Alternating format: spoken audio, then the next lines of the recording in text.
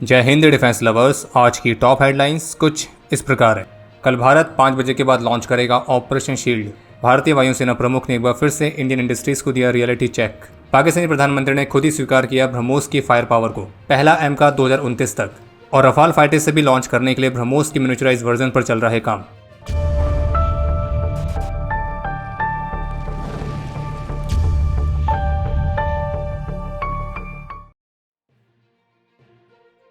कल 31 मई को भारत के वेस्टर्न बॉर्डर्स के साथ लगे राज्यों में एक बार फिर से मॉक ड्रिल एक्सरसाइज कंडक्ट की जाएंगी और इन मॉक ड्रिल्स को ऑपरेशन शील्ड के अंडर कंडक्ट किया जाएगा। और जम्मू कश्मीर, पंजाब, राजस्थान, गुजरात, हरियाणा, चंडीगढ़, तो इन सभी जगहों पर ये दूसरी सिविल डिफेंस ड्रिल कंडक्ट की जाएगी। बाकी इस दूसरी सिविल डिफेंस ड्रिल के अनाउंसमेंट के साथ ही हम अपने पड़ोसियों के लिए एक संदेश देना चाहते हैं कि आपने सबसे पहले घबराना नहीं है। और बाकी हाँ, अगर आपके वहाँ कोई आसमानी बिजली गिरती है तो उसकी हम कोई गारंटी नहीं ले सकते हैं। बाकी हमारा तो स्पष्ट है कि हम तो केवल सिविल डिफेंस ड्रिल कंडक्ट कर रहे हैं ऑपरेशन शील्ड के अंडर। बाकी ऑफिशियल नोटिफिकेशन के मुताबिक ये ड्रिल 31 मई को 1700 आवर्स के बाद शुरू होगी। जहां एक तरफ भारत अपने पहले 5th जनरेशन फाइटर जेट एमका को ऑपरेशनल करने से लगभग 10 वर्ष पीछे है, तो इसी बीच भारतीय वायुसेना प्रमुख air chief marshal AP Singh ने एक बार फिर से भारत के डिफेंस प्रोक्यूरमेंट प्रोजेक्ट्स में जो डिले होता है तो उस पर अपनी गहरी चिंता व्यक्त करते हुए भारत की इंडस्ट्रीज को एक तरह का रियलिटी चेक भी दिया है। तो हुआ यह कि एक ऑफिशियल इवेंट को संबोधित करते हुए भारतीय वायुसेना प्रमुख का कहना था कि इन प्रोजेक्ट में जो टाइमलाइंस होती हैं वो बेहद ही क्रूशियल होती हैं। उन्होंने इस बात पर भी जोर दिया कि हर एक प्रोजेक्ट जिसके बारे में उन्होंने सोचा था तो उनमें से किसी ने भी अपनी प्रॉमिस्ड टाइमलाइंस को पूरा नहीं किया है। और कभी कभी कुछ प्रोजेक्ट्स तो ऐसे भी होते हैं जिनमें हमें पता होता है कि अनअचीवेबल है, लेकिन फिर भी हम कॉन्ट्रैक्ट साइन करते हैं कि बाद में देखेंगे करके। और उनका ये कहना है कि हमें शुरू से ही रियलिस्टिक और ट्रांसपेरेंट बने रहने की ज़रूरत है। प्रोजेक्ट की जो भी टाइमलाइंस हम देते हैं तो वो उसी के अनुसार पूरी होनी भी चाहिए। हमें कैपेबिलिटी और कैपेसिटी दोनों की ज़रूरत है। हम भारत में उन्हें केवल प्रोड्यूस नहीं कर सकते, बल्कि हमें उन्हें यहाँ पर डिज़ाइन और डेवलप भी करना होगा।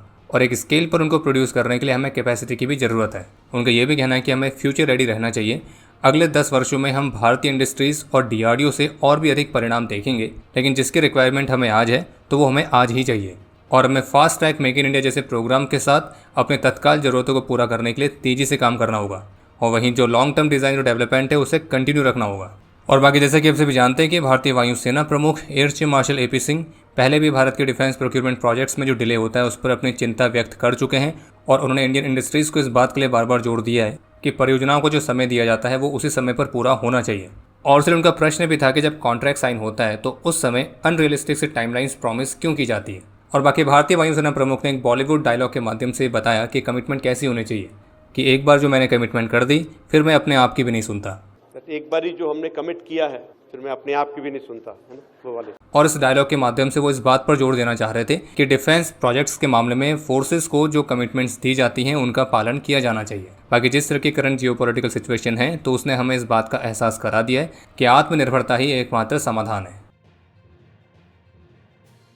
तो जैसे कि हमने आपको पहले भी कहा था कि जो पाकिस्तान है तो वो धीरे धीरे खुद ही ये बताएगा और खुद ही इस बात को स्वीकार करेगा कि कैसे पाकिस्तान के पिताश्री ने पाकिस्तान का हारमोनियम बजाया था। और बाकी जहां पहले तक पाकिस्तान कुछ ऐसे क्लेम कर रहा था कि भारत की स्ट्राइक्स में उनके बेसिस को कोई ज़्यादा नुकसान नहीं पहुंचा है और पाकिस्तान ने भारत के हमलों को रोक लिया है वगैरह वगैरह, तो अब हाल ही में पाकिस्तान के प्रधानमंत्री शहबाज शरीफ ने इस बात को स्वीकार किया है कि कैसे भारत की ब्रह्मोस मिसाइल ने पाकिस्तान के अलग अलग बेसिस पर प्रिसाइज स्ट्राइक्स करी थी। और उनका ये कहना था कि 9 और 10 मई की रात को पाकिस्तान की जो फोर्सेस हैं वो सुबह 4:30 बजे की प्रेयर के बाद भारत को अपना जवाब देने के लिए बिल्कुल तैयार बैठी थी।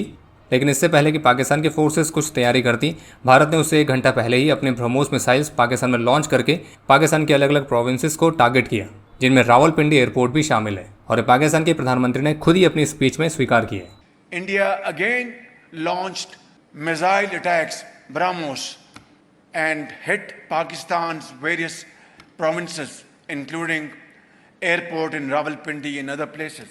और हाँ, बाकी इसके अलावा गुरुवार को पाकिस्तान के फील्ड मार्शल आसिम मुनीर ने एक बार फिर से धमकी दी है कि पानी वाले मुद्दे पर पाकिस्तान बिल्कुल भी कॉम्प्रोमाइज़ नहीं करेगा, क्योंकि ये 240 मिलियन पीपल से जुड़ा हुआ है। और आसिम मुनीर की ये जो स्टेटमेंट है ये खास तौर पर भारतीय प्रधानमंत्री की उस स्टेटमेंट के बाद आई है जो कि उन्होंने गुजरात में रैली के दौरान दी थी कि जब से भारत ने इंडस वाटर ट्रीटी को सस्पेंड किया है तो उससे जो पाकिस्तान है उसके पसीने छूट रहे हैं। और इसलिए आसिम मुनीर ये कह रहा है कि पाकिस्तान कभी भी पानी पर भारत के आधिपत्य को स्वीकार नहीं करने वाला है। और वैसे सोशल मीडिया पर पाकिस्तान के ही नागरिकों की कुछ वीडियोज़ आई हैं जिनसे ये सुनने में आया कि कराची के जो जिन्ना इंटरनेशनल एयरपोर्ट है वहाँ के वॉशरूम्स तक में पानी नहीं है। यानी कि आसान शब्दों में कहने का मतलब यह है कि पाकिस्तान के पास पीना तो छोड़िए, धोने तक के लिए पानी नहीं है। और जब एयरपोर्ट जैसी जगहों पर पानी नहीं है तो फिर और जगह की तो क्या ही बात करें। सोशल मीडिया पर दो बड़ी fake news pro Pakistani handles के द्वारा फैलाए जाने का प्रयास किया जा रहा है, जिसमें से एक न्यूज़ में फेक क्लेम किया गया है कि जम्मू कश्मीर में ड्यूटी से लौट रहे CISF और CRPF के कॉन्वॉय पर हमला हुआ है, और इस फेक क्लेम के साथ एक वीडियो भी शेयर की गई है। तो आपको स्पष्ट कर दें कि ये दावा भी फर्जी है और जो वीडियो शेयर की गई है वो एक्चुअल में पाकिस्तान ऑक्यूपाइड जम्मू कश्मीर के मुजफ्फराबाद की है और भारत के फोर्सेस की कॉन्वॉय पर इस तरह का कोई भी हमला नहीं हुआ है। इसके अलावा जो दूसरा fake claim Pakistani bot accounts फैला रहे हैं वो ये कि 7 मई को पाकिस्तान के जंग फाइटर 17 ने भारतीय वायुसेना के एक MiG-29 UPG को शॉट डाउन किया था, और वो भी चाइनीज़ PL-15 मिसाइल से। वो मिसाइल जो ना फटती है ना फूटती है। और क्लेम किया गया कि उस MiG-29 UPG के जो पायलट है तो उसको गंभीर चोटें आई थी और 22 मई को फिर उनकी मृत्यु हो गई है। तो आपको स्पष्ट कर दें कि ये न्यूज़ पूरी तरह से फर्जी है और पाकिस्तानी बॉट अकाउंट्स अपनी औकात से ज़्यादा क्लेम कर रहे हैं, और भारतीय वायुसेना के पायलट पूरी तरह से सेफ हैं, ऑन ड्यूटी हैं और करंटली डिप्लॉयड हैं। और हाँ, जिस चाइनीज़ वेपन सिस्टम की मदद से वो MiG-29 UPG को शॉट डाउन किए जाने का फेक क्लेम कर रहे हैं, तो उस चाइनीज़ सिस्टम की गारंटी तो अब खुद चाइना भी नहीं ले रहा है। क्योंकि अभी हाल ही में मीडिया ब्रीफिंग में जब चाइनीज़ डिफेंस मिनिस्ट्री के ऑफिशियल से प्रश्न पूछा गया कि जो ऐसी रिपोर्ट्स हैं कि भारत ने unexploded PL-15E air to air missile को ऑब्टेन किया है, तो क्या ये सच है? तो इसके उत्तर में उनका ये कहना था कि जिस मिसाइल को आपने मेंशन किया है वो एक एक्सपोर्ट इक्विपमेंट है, इसे डिफेंस एग्जीबिशंस में कई बार दिखाया भी गया है। यानी कि आप इसी बात से समझ सकते हैं कि प्रश्न क्या था और उत्तर किस तरह का आया है। पूछा यह गया था कि क्या ये सच है कि भारत ने अनएक्सप्लोडेड PL-15E मिसाइल को रिकवर किया है, और उत्तर क्या मिला कि पाकिस्तान जो PL-15 मिसाइल इस्तेमाल करता है वो एक्सपोर्ट वेरिएंट है। तो इसी बात की तरफ इशारा करता है कि चीन इस बात को अवॉइड कर रहा है कि भारत पाकिस्तान कॉन्फ्लिक्ट में चाइनीज़ वेपन्स की परफॉर्मेंस कैसी रही है उस पर कोई भी प्रश्न ना पूछें, क्योंकि जो रियलिटी है वो चीन बता नहीं पाएगा। और जबकि चाइनीज़ ऑफिशियल से इस भारत पाकिस्तान कॉन्फ्लिक्ट के दौरान चाइनीज़ डिफेंस एसेट्स की परफॉर्मेंस के बारे में प्रश्न पूछा भी गया था, लेकिन इस पर चाइनीज़ डिफेंस मिनिस्ट्री की तरफ से कोई भी रिस्पॉन्स नहीं आया। बाकी चाइनीज़ वेपन्स की परफॉर्मेंस तो आजकल स्टॉक मार्केट में भी दिख रही है।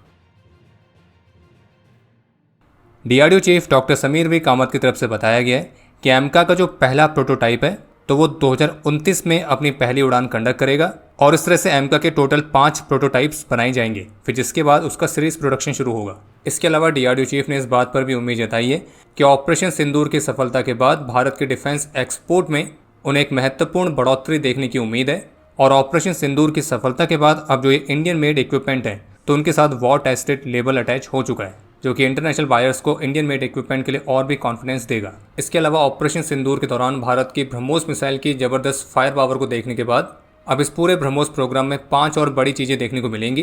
पहला यह है कि ब्रह्मोस मिसाइल के जो 800 किलोमीटर की रेंज वाला वर्जन है तो उसका प्रोडक्शन ऑलरेडी चल रहा है। दूसरा यह कि ब्रह्मोस मिसाइल के एक नए सबमरीन लॉन्च वेरिएंट को जल्द ही टेस्ट किया जाएगा।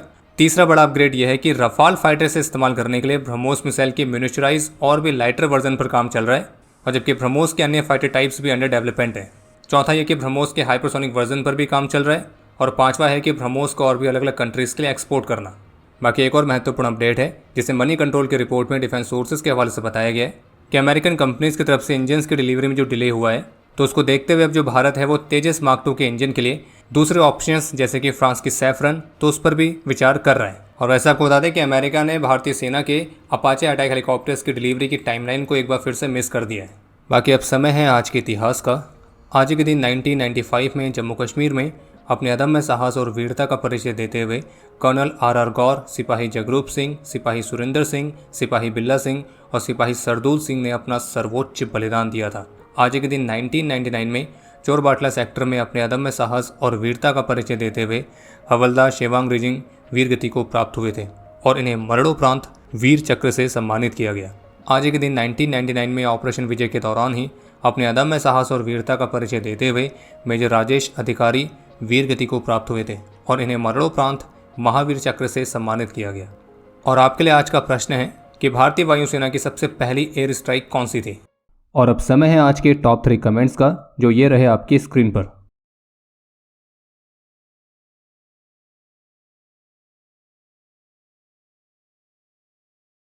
उम्मीद है आपको आज का एपिसोड पसंद आया होगा। पसंद आया तो वीडियो को लाइक करना ना भूलें।